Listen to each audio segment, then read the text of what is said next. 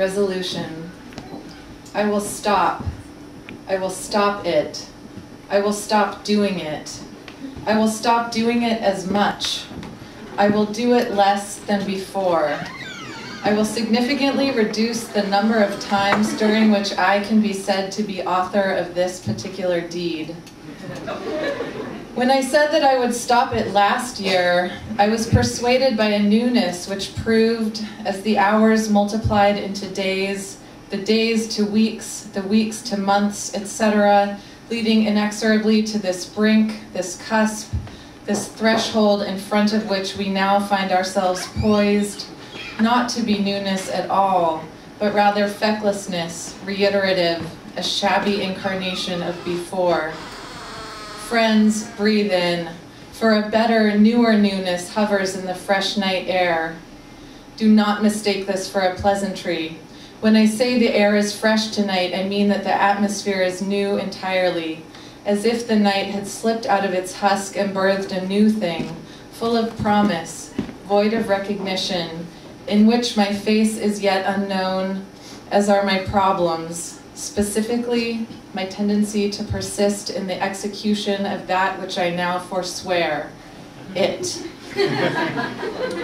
I know that you know that I know that it is on account of it and the repetition of it by me that you have brought me here into the semicircle of your concern. You have furnished me with sundry writing utensils, scraps of paper, and this cord of firewood. I stand now at the edge of your man-sized pit and say unto you, it will not be done by me. When I see someone else doing it, or it happening to anyone, even in the slightest fashion, I will take the utmost measures to avoid it. I will aspirate deeply and also move with many loping strides in the opposite direction of it, and if need be, I will seal myself into the light and soundproof sarcophagus which you have so generously built for me, and when the fires of temptation have passed, though I may have burned with longing, yea, will I have resisted it, and thoughts of it will flow from my mind like water from a melted polar ice cap. And friends, though it exceeds me and contains me, thrills, destroys, and resurrects me, though it sows me with a fresh longing, no matter to what depths and lows I have been brought by it, I will stop. I will stop it. I will stop doing it. I will do it much less than before.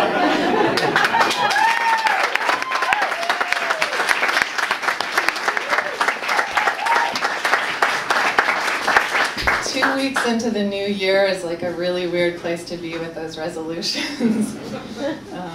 Maybe you guys are doing better than I am.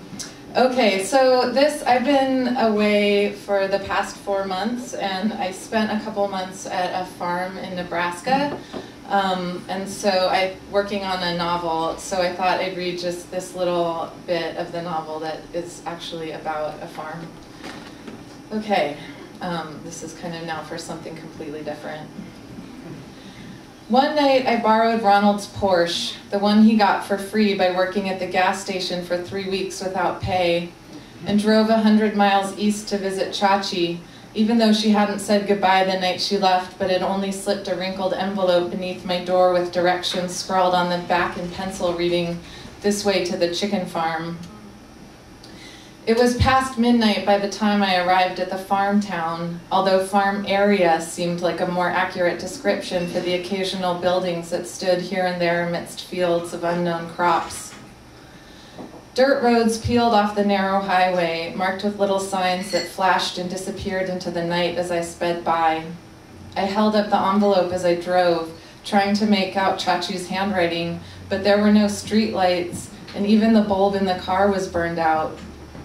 On the wrinkled envelope, in penciled scratches, I could just make out the number 11. On the side of the road, a small reflective sign that appeared to be mounted on some kind of paddle winked by. I was pretty sure it said 11. I yanked the wheel to the right, and the car flew down a long, muddy driveway toward an old farmhouse next to which stood a large tin-sided barn. Chachi had mentioned something about a barn. This was good. I hit the brakes. The car slid on some mud. I revved the engine, trying to pull closer to the barn, but the tires spun in place, digging a rut in the slick earth. Mud whizzed up, splattering the windows. A silhouette appeared in the doorway of the farmhouse. My heart leapt. Was it Chachi? It was not.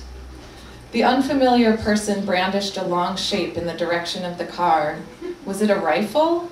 Probably, but then again, maybe not. What did I know about rifles? Not a thing. Who's there? The person shouted. I could tell by the voice that it was probably a woman, an angry woman. Did you lose your husband? The woman yelled, or your dog? I gripped the steering wheel.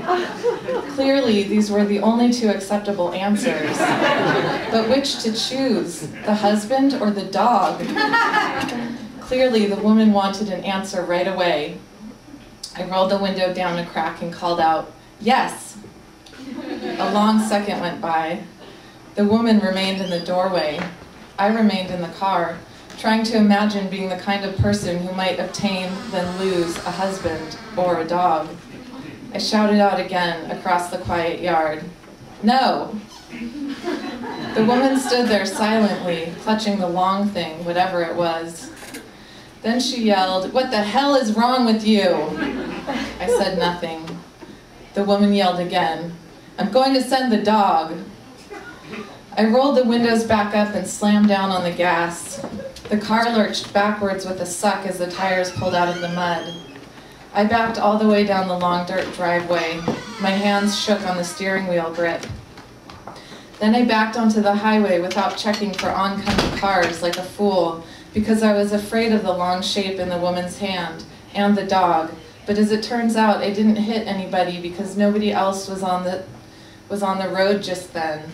No one else had lost a husband or a dog that night on that dark stretch of highway. Thanks.